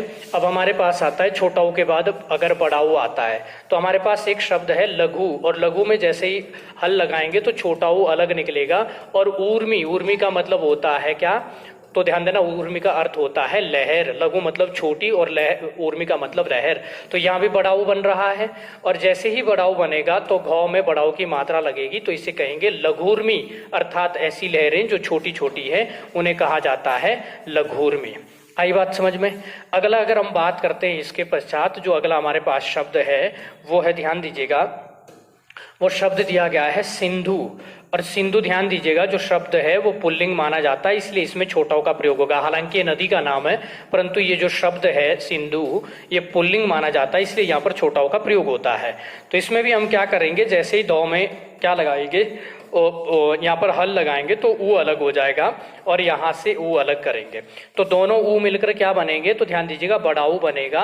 और धौ में जब बड़ा ऊ लगेगा ये हो जाएगा सिंदूरमी। उर्मी का मैंने अभी आप लोगों को अर्थ बताया था कि उर्मी का अर्थ होता लहर, अर्थात सिंधु की जो लहरें हैं उन्हीं को कहा जाता है सिंदूरमी।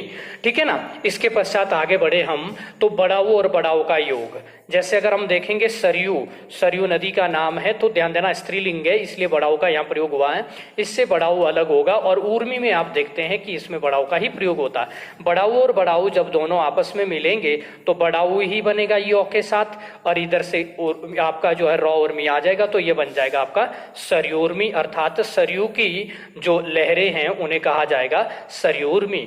इसके पश्चात हमारे पास जो है क्या है, वो है भूधर्भ। भू का मतलब होता है भूमि, इससे ऊ को अलग करेंगे और ऊधर्भ का अर्थ होता है ऊपर उठा हुआ। ठीक है ना, ऊधर्भ मतलब ऊपर उठा हुआ। तो जैसे ही इस ऊ और इस ऊ को दोनों को हम मिला रहे होंगे तो ये एक ही ऊ बनाएंगे और वो ऊ आपका यहाँ पर लग जाएगा। और भूधर्भ कहा जाता है पर्वत को, भूमि का जो ऊपर उठा हुआ हिस्सा होता है उसे भूधर्भ कहा जाता है। इसके पश्चात अगर हम बात करेंगे तो अगला शब्द फिर आया है चमू। और चमू आपको बताया गया, चमू का अर्थ होता है सेना। तो मौ में जैसे ही हल लगाएंगे तो यहाँ से बड़ाऊ निकल कर आएगा, क्योंकि सेना आपका जो स्त्रीलिंग शब्द है इसलिए यहाँ पर बड़ाऊ का प्रयोग हुआ है।